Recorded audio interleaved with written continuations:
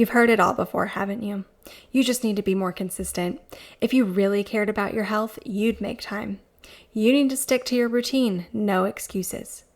Maybe you've been told you need a better planner or that you're not prioritizing well enough, or worse, that you're self-sabotaging.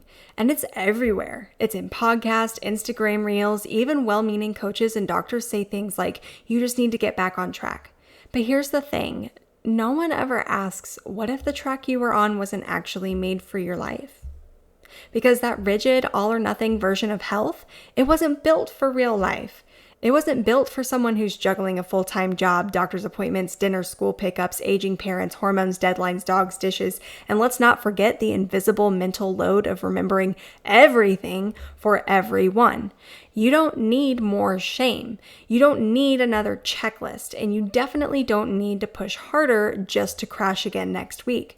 But most of the health and wellness advice out there, it's built for people who have time, capacity, and energy to spare. It assumes that you have zero curveballs in your day and that your body will respond the same way week after week, which, let's be honest, has never been your reality. And that's where the messaging gets dangerous, because when you inevitably do fall off track because life throws you a curveball or your energy tanks or your kid gets sick, you start to think, maybe I'm not cut out for this. Maybe I'm just lazy. Maybe my body's too far gone. But that's not true. Falling off track doesn't mean you're failing. It might just mean you're following the wrong map. Here's why that just get back on track approach fails, especially for someone struggling with brain fog, fatigue, anxiety, or low motivation. Because it treats you like a machine, like you should operate the same way every day, that your productivity should be constant, that if you're not functioning at 100%, it's a sign of laziness, a lack of willpower, or bad habits. But your body isn't a machine.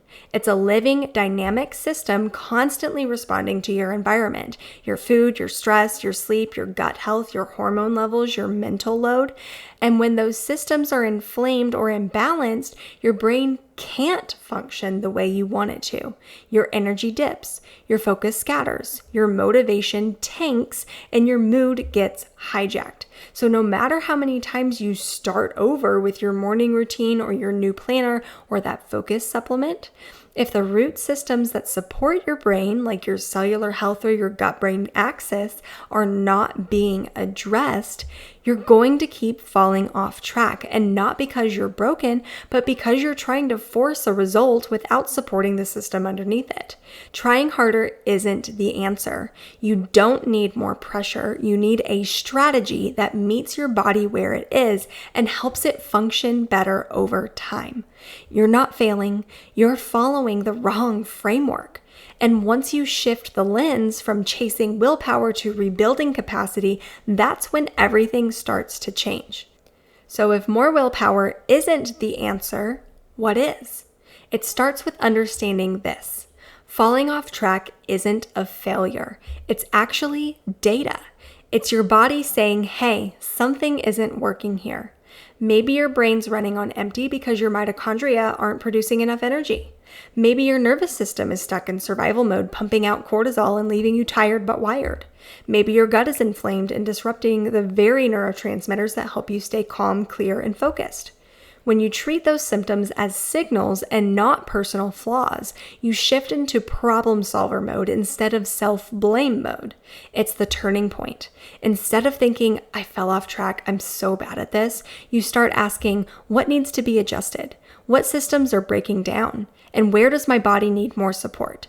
Because when you learn how to read the signs, support the systems underneath them, and expect a little ebb and flow in your healing journey, you stop fearing setbacks. And instead, you work with your body instead of constantly fighting it.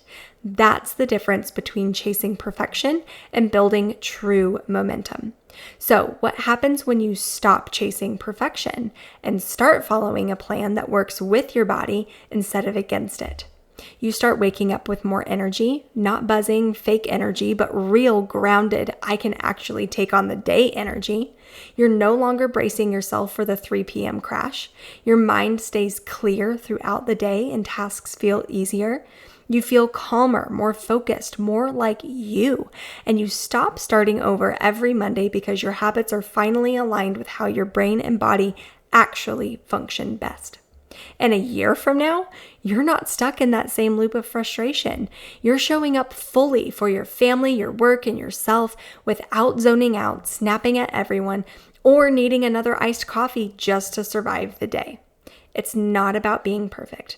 It's about knowing what your brain actually needs to thrive and how to make that realistic even in your busiest seasons. That's exactly what I help you figure out inside my upcoming masterclass, the 4-step framework to beat brain fog, fatigue, and mood and memory struggles naturally.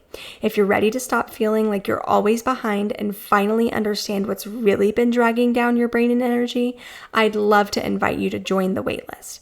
That way, you'll be the first to know as soon as the next class opens up. So just head to the link in the description below to join the waitlist and be the first to grab your spot. You're not too far gone. You're not failing. You're just missing the right support, and that's about to change.